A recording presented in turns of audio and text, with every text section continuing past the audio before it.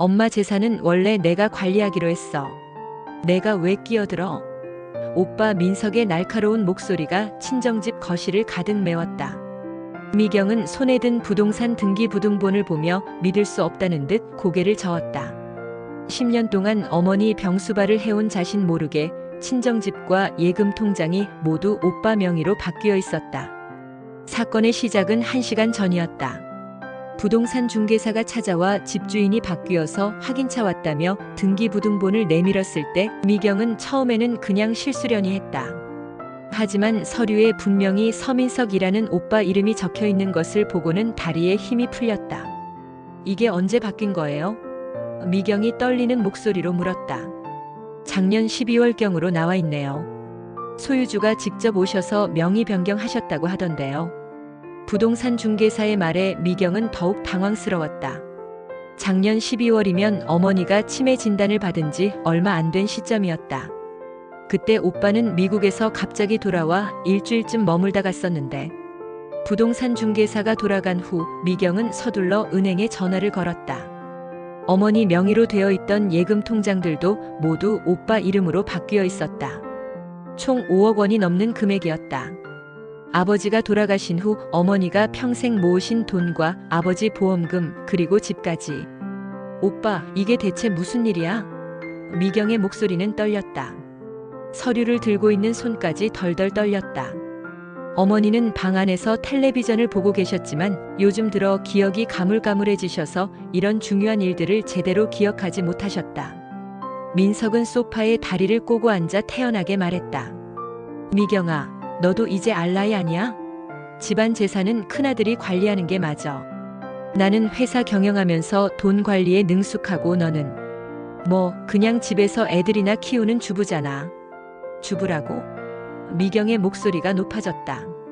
오빠, 나 지난 10년 동안 뭘 했는지 알아? 매일 새벽 6시에 일어나서 엄마 혈압약 챙겨드리고 당뇨 체크하고 아침 해드리고 병원 모셔다 드리고 밤에 엄마가 화장실 가실 때마다 부축해드리고 치매 때문에 길 잃어버리실까봐 하루도 집을 비우지 못했어. 미경의 가슴이 뜨겁게 달아올랐다.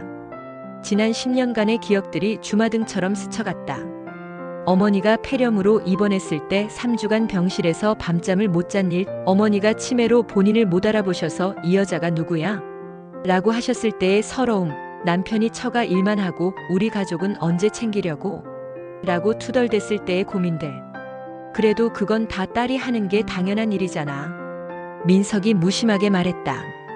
나는 그동안 미국에서 사업하느라 바빴고 이제 안정됐으니까 돌아와서 큰 그림을 그리는 거야. 엄마 재산을 내가 관리해서 더 불려놓고 나중에 적절히 분배하면 되는 거 아니야? 적절히 분배? 미경은 헛웃음을 터뜨렸다. 그럼 지금까지 내가 엄마 돌본 건 뭐야?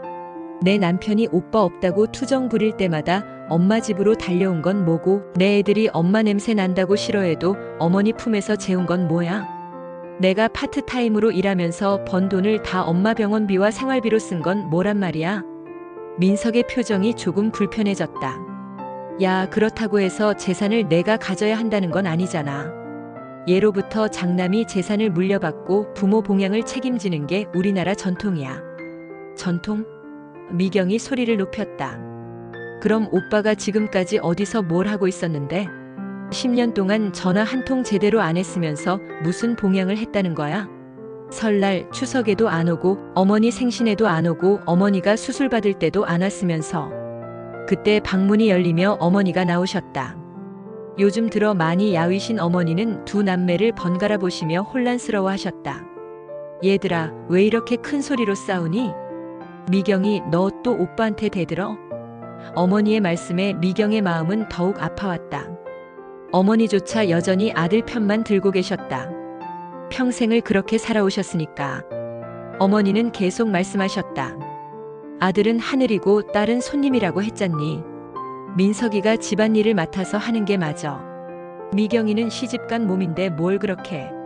엄마. 미경이 울분을 터뜨렸다. 그럼 저는 뭐예요? 10년 동안 엄마 돌본 건 아무것도 아니에요? 제 인생을 다 바쳐서 엄마 모신 건 당연한 거고 재산은 오빠가 다 가져가는 게 맞다는 말씀이세요? 민석은 어머니께 다가가 다정하게 말했다. 어머니, 걱정하지 마세요. 미경이가 재산 문제로 좀 민감해하는 것 같아서요. 제가 잘 관리해서 어머니 편안하게 모실 테니까요. 그래, 그래야지. 역시 아들이 든든해. 어머니는 고개를 끄덕이시며 민석의 손을 잡으셨다. 미경은 그 장면을 보며 가슴이 찢어질 것 같았다. 자신이 지금까지 무엇을 위해 살아왔는지 모르겠었다. 어머니의 사랑도 인정도 재산도 아무것도 자신의 것이 될 수 없다는 현실이 너무나 잔혹했다. 재산이 뭐 그리 중요하냐? 너희 아버지 살아계실 때도 그런 걸로 싸우지 말라고 그랬는데. 어머니는 중얼거리며 다시 방으로 들어가셨다. 하지만 어머니도 아셨다. 재산이 단순히 돈의 문제가 아니라는 것을. 그것은 인정받음의 문제이고 자신의 희생에 대한 대가의 문제라는 것을. 미경은 더 이상 참을 수 없었다. 10년간 쌓인 분노와 서러움이 폭발했다. 좋아, 오빠. 그럼 내일부터 오빠가 엄마 돌봐. 하루 세끼 밥 차려드리고 약 먹이고 밤에 화장실 가실 때마다 부축해드리고 엄마가 여기가 어디야? 라고 하실 때마다 설명해드리고 같은 말씀을 20번씩 하실 때마다 참고 들어드려봐. 내가 왜 이 고생을 해야 해? 어차피 재산도 오빠 거라면서. 민석의 표정이 처음으로 당황스러워졌다. 미경아, 그게 무슨 말이야? 너는 여자니까 당연히 부모님을 모시는 거고 나는 바깥 일을 해야 하잖아. 당연하다고? 미경은 눈물을 흘리며 소리쳤다. 그럼 재산 상속도 당연히 돌봄의 대가로 나한테 와야 하는 거 아니야? 오빠는 10년 동안 뭘 했어? 멀리서 가끔 안부 전화 한 통하는 게 효도야? 명절에 한 번 와서 어머니 건강하세요 한마디 하는 게 다야? 그 순간 거실이 조용해졌다. 두 남매의 거친 숨소리만 들릴 뿐이었다. 미경은 자신이 지금까지 얼마나 억울했는지를 뼛속 깊이 깨달았다. 단지 여자라는 이유로, 둘째라는 이유로 모든 희생을 당연하게 여겨온 가족들에게 분노했다. 미경은 계속해서 말했다. 오빠, 나 이제 55살이야. 내 인생도 얼마 안 남았어. 그런데 지금까지 내가 뭘 하고 살았지? 20살에 시집 와서 애 키우고 30대에 시부모 돌보고 40대부터 친정 엄마 돌보고 내가 언제 내 인생을 산 적 있어? 민석은 잠시 말이 없더니 말했다. 그럼 어떻게 하자는 거야? 공정하게 하자, 오빠. 앞으로 엄마 돌봄도 반반, 재산도 반반. 아니면 내가 지금까지 들인 돌봄 비용과 기회 비용을 계산해서 제외하고 나누든지.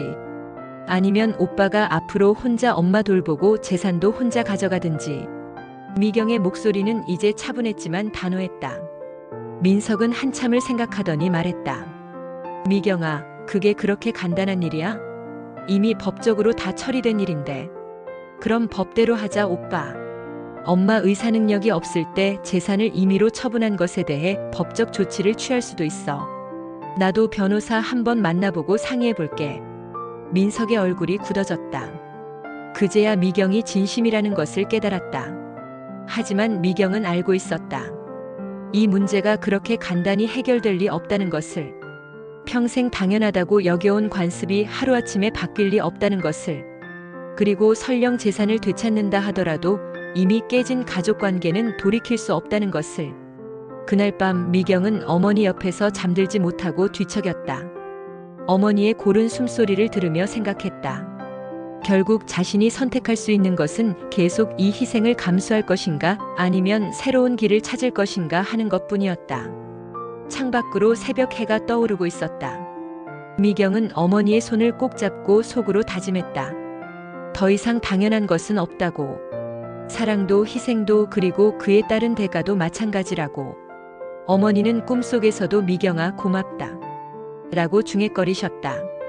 그 말 한마디가 미경에게는 그 어떤 재산보다 소중했지만 동시에 그것만으로는 더 이상 충분하지 않다는 것도 알고 있었다.